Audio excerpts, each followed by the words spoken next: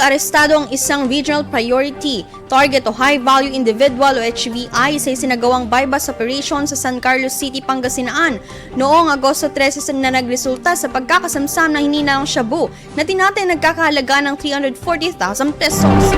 Arestado ang isang 34 anyos na lalaki at residente ng San Carlos City dahil sa paglabag sa Republic Act No. 9165 o Comprehensive Dangerous Drugs Act of 2002. Na-recover mula sa operasyon ang humigit kumulang 50 gramo ng hinihinalang Shabu na nakalagay sa apat na heat sealed transparent plastic sachets. Nasamsam din ang bypass money, 12 piraso ng 1,000 pesos machine copy bills na ginamit bilang budol money.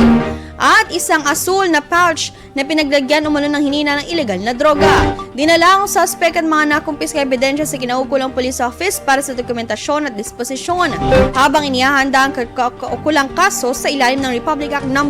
9165. IFM News. IFM News.